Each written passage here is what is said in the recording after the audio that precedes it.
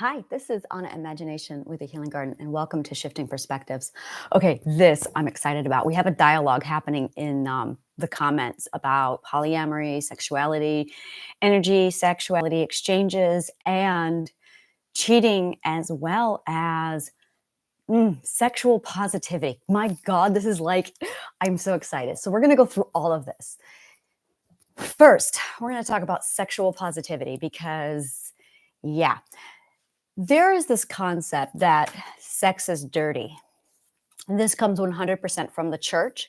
And it was an attempt to basically control the people and get them into a mindset that they should be monogamous, that they needed to conduct one kind of behavior. And it was, oh, this is a really sensitive topic with me. It was a lot of getting a woman in a position where she was submissive to the man. It was feeding the patriarchy. It was something that was put down around the Council of Nicaea, 3rd, 4th century. We see it a lot with the 4th and 5th century, where a woman becomes property. And it's this concept that she basically, to guarantee that she's pregnant with your child, they wanted to make sure that the women were monogamous. So it began as that. That's when they took basically the status of man, woman, and then dropped the woman down here, and the man was better than the woman. And that really was the prior to this concept, women were in a position of power, women had rights, women were extraordinary. Well, they were treated like they were extraordinary. And that went on, like it's 100% from the church, when Council of Nicaea completely reshaped the Roman brand and came up with this concept. And when that happened, it allowed them to control the woman's role. It's the stem of all of it. And to do this, they really pushed the concept of monogamy. They really pushed the concept of it's not pure to have multiple partners. And to do this, they changed words like dirty. That was a really common word. And that's a word we are still using. That is subliminal messaging. So to this day, here we are almost 2,000 years later, and we will say something, even in kink play, where someone will say, talk dirty to me. And it's 100% a 2,000-year-old subliminal message that was embedded into the society by Rome all the way back when. And we're still using it today. The problem is that kind of messaging grooms us to associate sin, bad, evil, guilt with something as fucking gorgeous as sex. And it's a very subtle contamination of our words. You're taking a very beautiful thing and you are associating it. Thank you, Daniel. You are associating it with this massive amount of just this toxic concept, of this concept mindset. And we see this a lot. Just a minute, coffee. I have a coffee ceremony happening here. Just give me a second. So it's this concept of basically tainting something beautiful with a mindset. And then from there, we get guilt arising. We get this taboo concept of sex. And there's nothing taboo about sex. There's absolutely nothing taboo about it. So what ends up happening is you end up developing a very unhealthy relationship with your sexuality. Now you're looking into people who cheat, who feel like they're doing something wrong when they have sex, people who are afraid to masturbate. It's such a horrific contamination. And oh my God, I could talk forever on sexuality. I might just do a full sexual podcast where all I do is talk about love and sex and polyamory. I might be doing that. In fact, I think I've already started it, and this is kind of where I'm going with this, because I can feel this subject never dying down. So what I'm noticing is that concept of talking dirty and how sex is a taboo is now rolling over into bad energy, toxic energy. Oh, I don't want to contaminate. I don't want all those energies in me. Energy is not bad. Energy is not bad. When someone has a bad energy, it's not the energy that's bad. Let's clarify that. No energy is bad. And again, it's that concept of you're starting to fall into the concept of negative and shaming sex, the sex shaming is starting to spill over into energy now. when we say someone has bad energy, what we are really trying to articulate, we really need to clarify this because this is something that pisses me off. Yes, you can feel bad energy. Yes, there's really no other way to say it. It's bad energy. But it's not the energy itself that's bad. It's energy that has been turned bad by intent. It's the intent that's bad. It's the bad vibrations. It's the bad intent. That's really what we need to call it here. Bad intentions. And I remember this one time I was in this one spot in Manhattan. Yeah, a really bad spot behind Port Authority. Don't go there. Don't fucking go there ever. And I ended up there. And when I got there, the energy, I'd been there so many times and I could feel this wall of something's up. And one day I accidentally walked there and the energy was so overpowering. There is a pedophile and sex ring right there. It is like a rat's nest of just pure evil. It is horrific. And oh my God, just getting close to it. And I ended up in the middle of it with my daughter. We had a pedophile, broad daylight, full public, walk right up to my daughter. No shame. That's how rampant it was. Oh, yeah. This was actually the last time I switched. This was in April.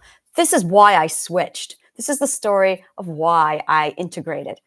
I switched when somebody approached my daughter. Colin came out. Colin's my warrior, my protector. And she came out and immediately like mama beared this person, like, get the fuck away from my daughter. And I grabbed my daughter and I got out of there. And it was just this overwhelming surplus of horrific bad energy. It was so traumatic, that energy and that man approaching my daughter, that getting out of there was the whole thing was traumatic, so that my daughter and I both forgot. Like as soon as we got out of the area, we forgot, and I beelined for the subway, got home. By the time we got home, we both had completely forgotten the incident. It wasn't until later that night that we were on the phone. I was on the phone with someone and it tripped my memory, and suddenly I remembered. And I saw the chaos unfold between my two alters arguing over what best course of action to take. And that's when I, the core, said, I'm done with this.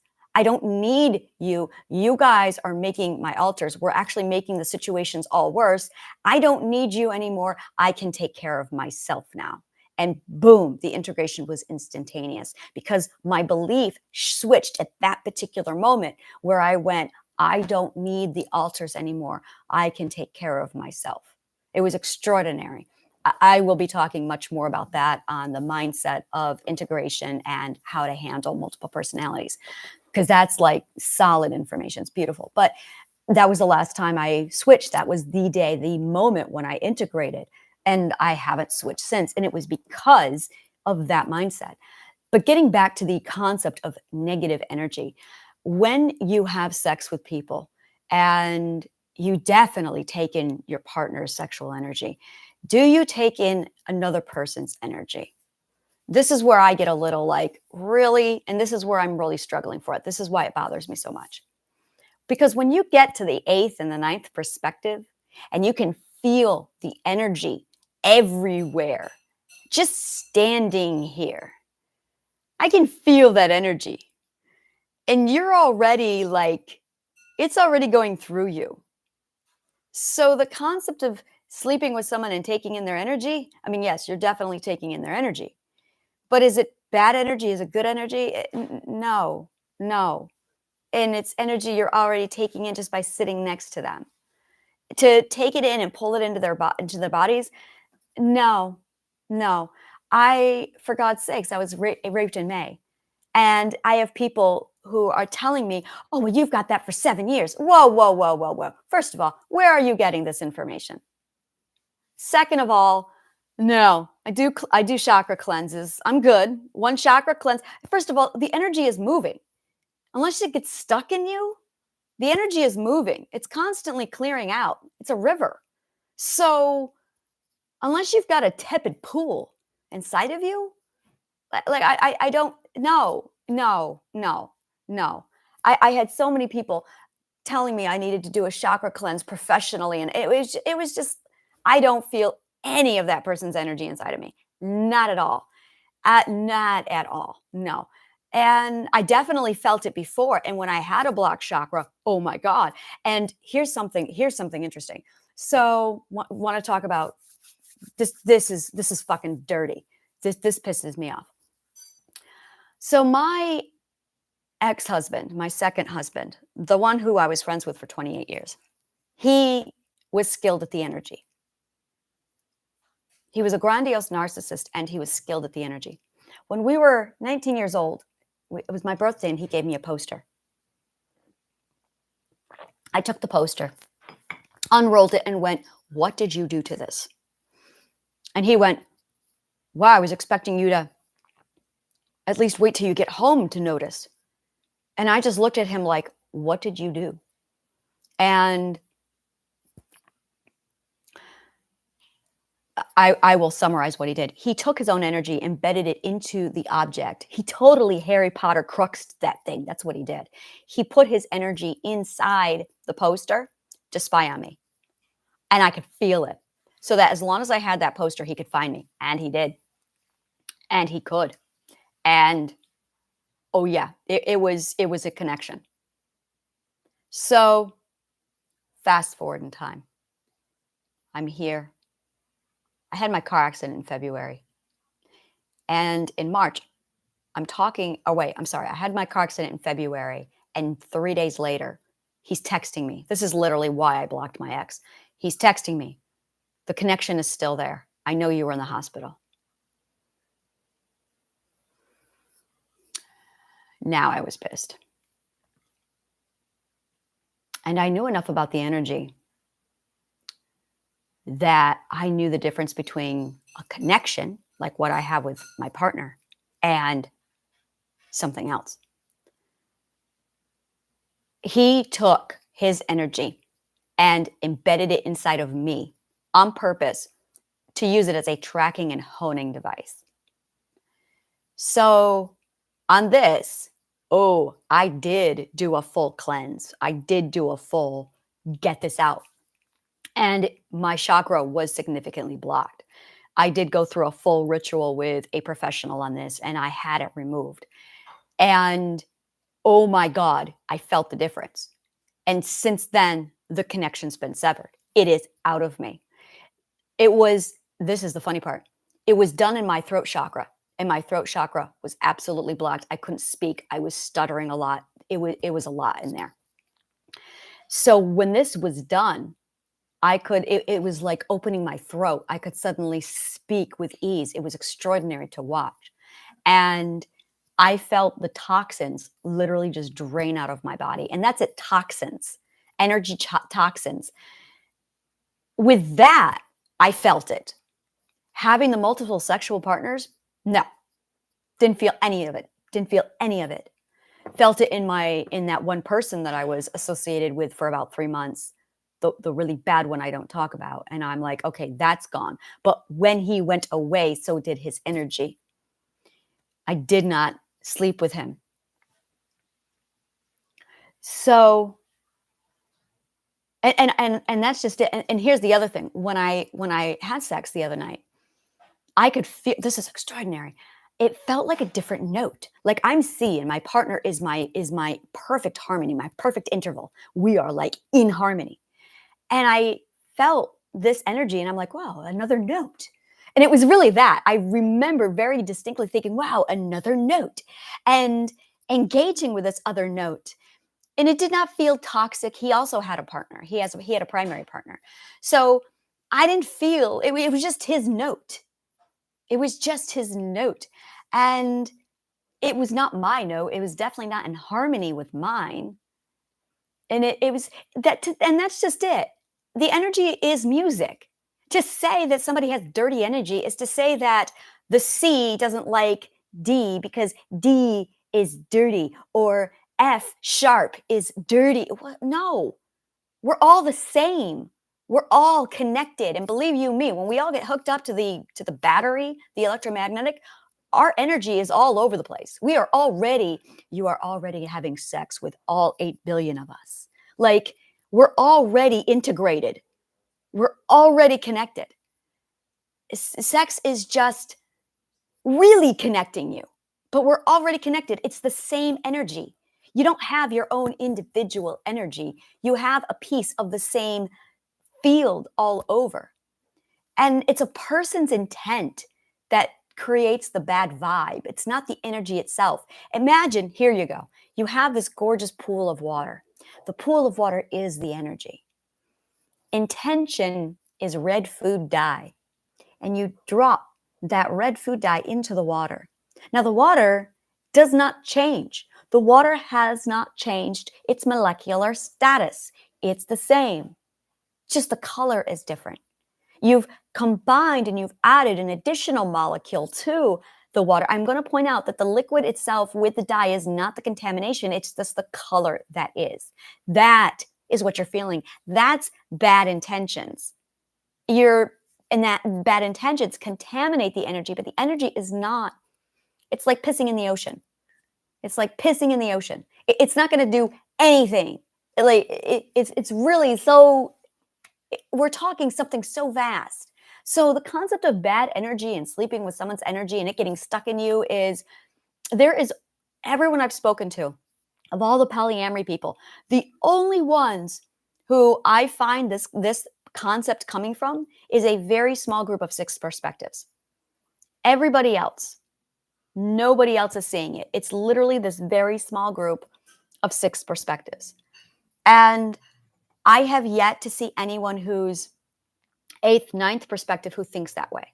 Now, people are more, I don't want, and it depends. This is where relationships get sticky. For me, we're gonna completely drop all of the professional psych at this point and say this is pure perspective, pure personal preference. For me, this is, I just don't want to deal with the bullshit. Pain in the ass factor. I'm huge on pain in the ass factor. I don't want the complication and the mess of juggling. And it was funny because the person I was with was very much talking about, and first of all of my partners are very deep friends of mine. I've been friends with them for at least 2 years. I don't play with anyone who's a stranger. I don't do stuff like that. If something is sexually charged with somebody, no. Like I have such sexual discipline that just because something is sexually charged between us doesn't mean I'm going to jump into bed. Nothing gets me to jump into a person's bed. So it's a feeling of, yeah, it's really a feeling of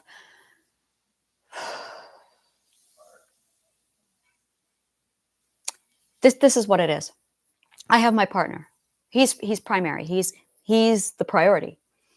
So that if anything else goes wrong, if anything else happens, then I can't, he's priority. And whenever I'm with anyone, it's something I have to explain of, look, this person's priority. If he calls, I drop everything and go running. No exceptions. There are no exceptions. And then with polyamory people, we're getting into the concept of, okay, is there hierarchy or are we all equivalent? And now this is really personal. Is it hierarchy or is it all equivalent? And for me, I'm going, yeah, it's going to be hierarchical because every relationship is different levels of every relationship. Now, I'm at a point with my partner that whether it's platonic or not, he and I are on such a level of value, self-value for each other, importance, value, that I can't say it's impossible. And at the same time, it's not possible. It's possible. It's possible. We are so on the same page. We share so much. We have so much history, so much that we've been through, so much we've been tested on, that there are things that with him I will never experience with anyone else. Because in order to experience those things, I have to endure equivalent trauma or more so. Are we trauma bonded? Absolutely, yes. And we're working on that. Like, that's something that we've cleaned out. That's something I've cleaned out, and it's something he's now working on. So to get that level of intimacy, depth, and importance with another person, we would have to subject ourselves to the same and or more severe situations to get that. Not going to happen. Between he and I, it's just not going to happen because we did that once. Thank you very much. And as a result, we have this extraordinarily in-depth relationship. And it's one that was so emotionally and mentally taxing that once in a lifetime is good. Thank you. It was really involved. And having that concept where we share that with another person, definitely we want to share that with other people, but it can't be to that level because the trauma bond between us to pull that kind of God, and trauma bond is so bad. It's is it bad? It is not. If you are just bonded with trauma, it's bad. But no, I'm going to say it's not bad, and I'll tell you why. If you have nothing but the trauma bond, yeah, it's a problem. You should not have just a trauma bond keeping you together. If the glue in your relationship is just a trauma bond, now you've got a problem.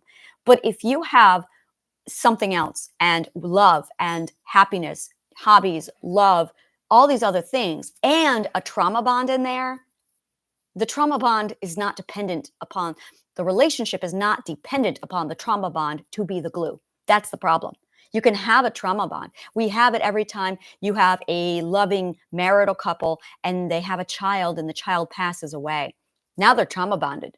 Now they've got all this other stuff to base the relationship on and they're trauma bonded. And when they heal that bond together, they're stronger than ever. But to have just a trauma bond between you, to meet in a traumatic situation and have an entire relationship based on, well, we went through this horrific event together, and that's all you've got, now that's a problem. So I wouldn't say that a trauma bond is bad. Not at all. What I will say is if you've got nothing but the trauma bond, now that's not good because that's not the core of any relationship. That should not be the core of any relationship. A trauma bond should not be the glue. So when getting back to the sexuality, when you are sexually engaged with someone, you are definitely taking in that energy. But to hold it inside of you, to keep it inside of you for 7 years, I'm going to say again, who is coming up with this concept of 7 years? Like who has a metric of energy that they are putting into a beaker and they're able to measure the energy and say, yes, this is an energy that's been inside of your system since 2007, and it's going to be inside of your system until 2014. And we just took some measurements today of your energy, and we found out that this energy is still inside of your system. The dilution has gone down considerably. You're looking at about 2%. 2%. So give it another few months, and you should be completely undiluted. Like, what the fuck is this shit? Who comes up with this? There's no one sitting around with a metric. Now, yes, if you have blocked chakra, it's going to get stuck in there, but your chakra should be flowing. Your energy should be flowing. So this whole concept of exactly 7 years, unless you're sitting there with a scientific metric and you're actually pouring it into a beacon and taking hourly metrics on what the dilution rate of your energy to the energy field is, first of all, why aren't you moving your energy? Your energy should be moving. Under no circumstance should it be just stagnant inside of you. Even in your chakra pools where they core, that is still circulating. So if you have someone's energy inside of you for that long, it's blocked. Unblock that shit. Go find a professional or do it yourself. Unblock that shit. Energy is water. It should be moving. You should not have a tepid pool inside of you sitting there collecting algae. Don't get algae. Don't algae your energy. My daughter's eating breakfast and I'm talking about this and she's trying not to laugh at my analogies here. So yeah, that's definitely it. That's definitely so there are some things I hear about the energy and I'm just like, for me, it's just like my logic radar is going off left and right over some of this stuff. So be honest with yourself. I think that's really it. Be honest with yourself. If you don't want to sleep with multiple partners, then don't. If but to it really comes down to, do you really want to deal with the bullshit? Because you are dealing with a lot, bringing on an extra partner and getting back to, that's what I wanted to get back to. When I was with the partner or the person I had the other night, we were trying to figure out how serious the relationship should be. We were trying to figure out, and I could feel it. As soon as we were starting to talk about all the semantics and all the details, I went, no, it's just no, bullshit. I don't want any of it. No. And I know what it is. I know what it is now in hindsight. I just figured it out. He was talking in patriarchal terms. We all know how that fits with me. No, it's not going to work. Yeah, that's exactly what was going on. He came in with patriarchy terms and concepts, and I went, nope, we're done here. I can't do that. My partner knows this about me. He was there before I was. I'm learning from him. Like, I'm up here talking to everybody about authentic living, like I'm the original. I'm not the original, I'm the copy. He's the original. He's the one in the background. And I'm going, how is he doing it? He's extraordinary with it. He's more severed from the system than I am. And I'm just like, wow, it's amazing. He is the archetype of who I wish I could be.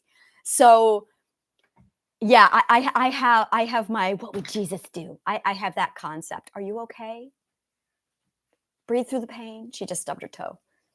So yeah, that's it right there. It's this, for me, it's, I don't want the pain in the ass factor. I don't want the bullshit. I don't want all the labels and the schedules. And it's very simple. If we have something planned and something comes up, and this is true, this is me 100%.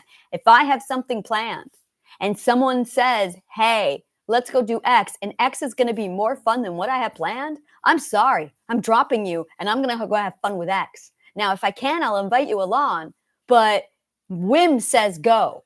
So, and that's it. Now, my partner knows that about me, and I know that about him. He's got an equal amount of whim where he just boop goes. The whim says, okay, the whim says. And that's just it. The whim says, when you live by your whim, this is it. And now you're looking at, okay, how's this going to be compatible with partners?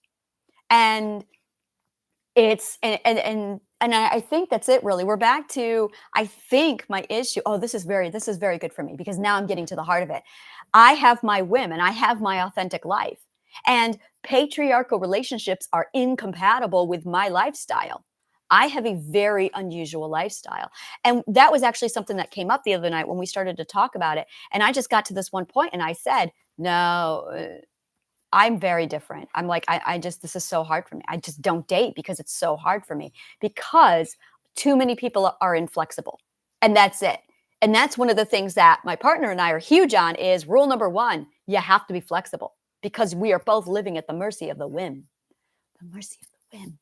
So suddenly that makes, there's just so much candy here. And I'm just like, it's a smorgasbord of information, and I'm trying to collect it all and address all of it. And I just don't think I can. This is going to be like, all right, we're going to have to break this down, chop it up into pieces.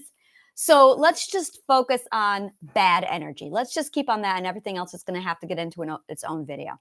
So yeah, bad energy there is no bad energy. What you are feeling is bad intentions. And that is contaminating someone peed in the energy pool.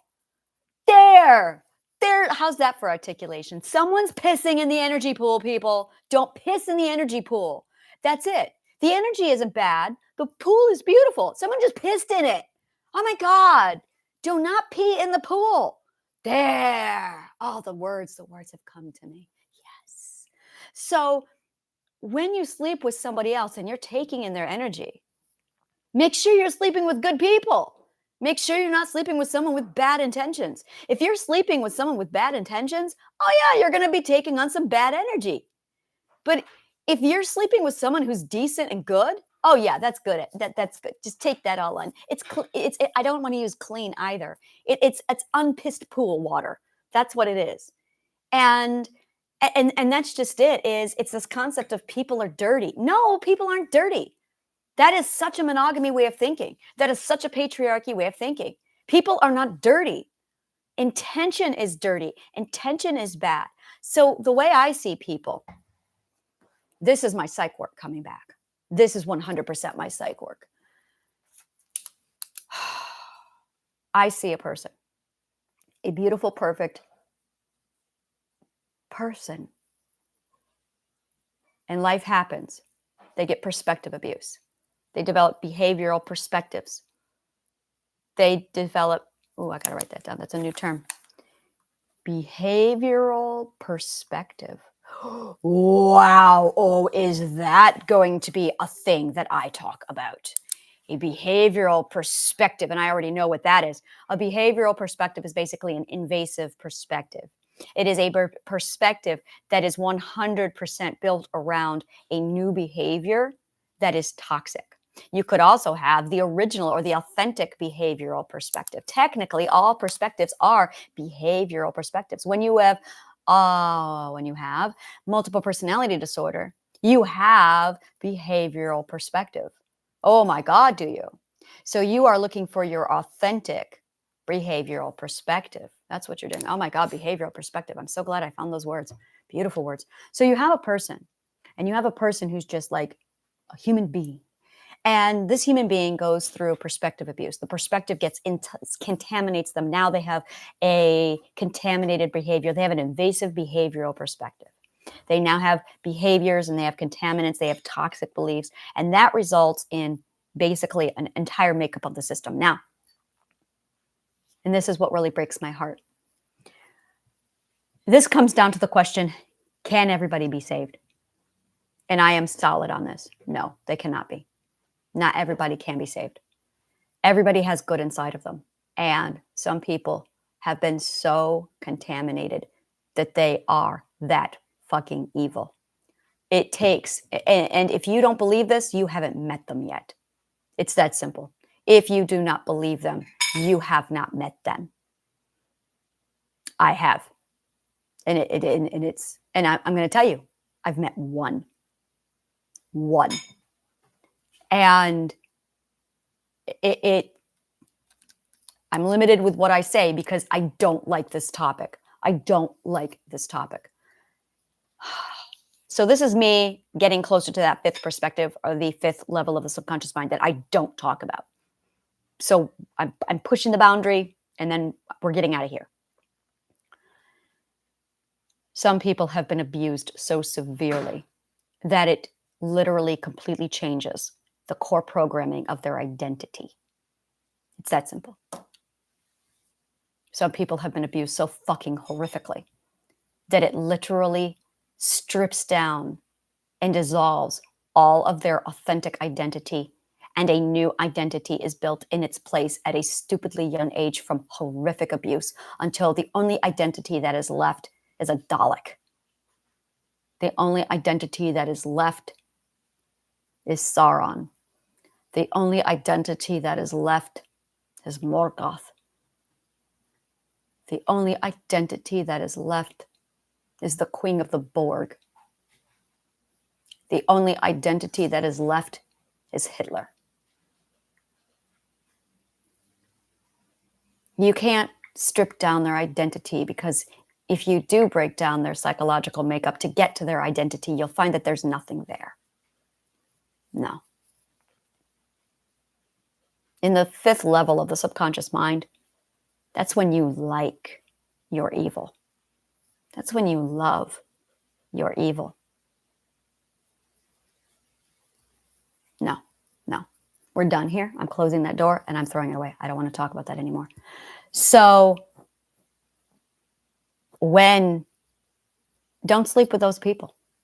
Don't sleep with those people, and you won't have bad energy inside of you. So when you have a person and you take them into your bed, the question is, are they healthy? Are you bringing healthy people into your bed? That's really what you're picking up on. You are picking up on they're sick.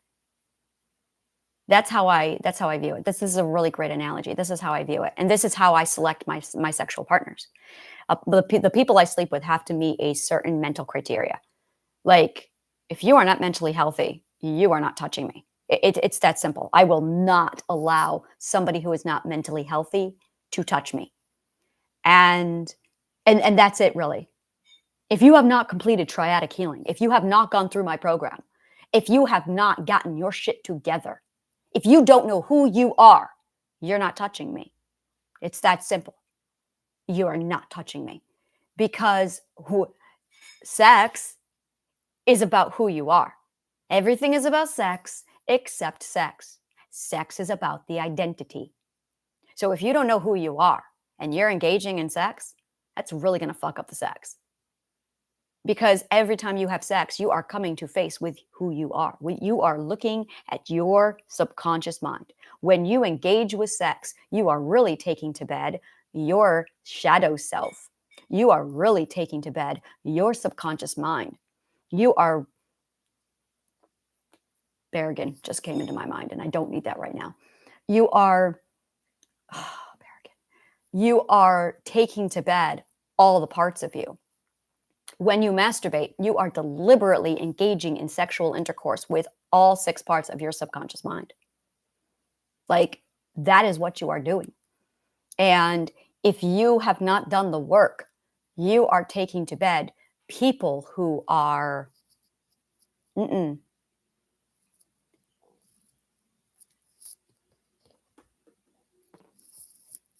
there is an impending sneeze, and it just went away. I'm like, oh no, I feel a sneeze coming on. So when you are engaging in sex, who you are really taking to bed is your shadow self, your identity. I love identity in bed.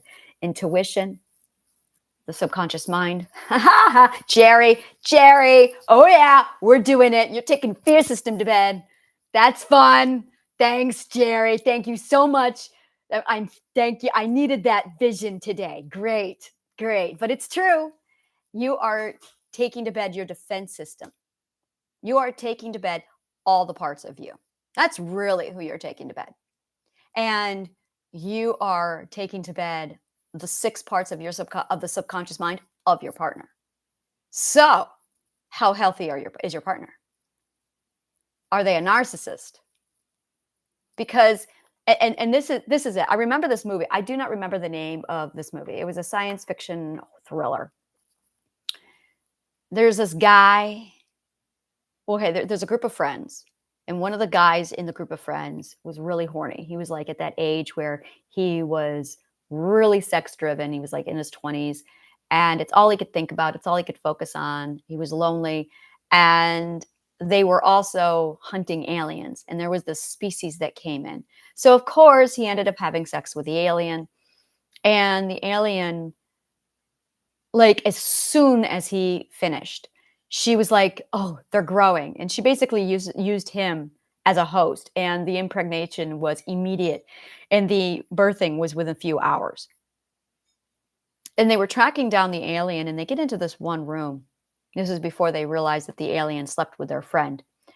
And they get into this one room, and they're like, I don't understand it. She didn't use him. She kept him alive. I don't understand why. What was wrong with him? Why didn't she finish the procedure? Why didn't she impregnate herself with this guy? And they found needles inside the laundry basket, heroin needles, and they went, "Oh, that's why." And somebody in the room, one of the characters said, "He was too sick. He wasn't healthy enough." Boom! That's it right there. That's it right there. When we meet people, we are actually measuring their mental health and their physical health. Is this somebody who's healthy enough to take to bed? This is a topic no one talks about ever. Ever. This is it. Oh my God. No, I'm going to shut this down. We're going to do another video. So I'm going to continue this in another video. But I do want to close out this video by saying, when we say bad energy, we're actually talking about this topic that no one ever talks about. So we're going to close this down, and I'm going to start up a new video, and we're going to talk about, is your partner healthy or not healthy enough to be a sexual partner for you? So, all right, I'll see you soon. I will see you soon. I'm very excited. So like, follow, subscribe, and donate to the garden. Grab the link below and absolutely donate, help the garden grow, and become a member of the garden and join my integration workshop, Journey into the Self. We do Zoom meetings every Thursday. It's like a 3-hour workshop. I do everything in those workshops, and that's on Thursdays at 6 o'clock Eastern Standard Time. Go ahead and grab that information below. Comment on this video. Tell me what resonated with you. Thank you so much, and may the kindest of words always find you. See you soon.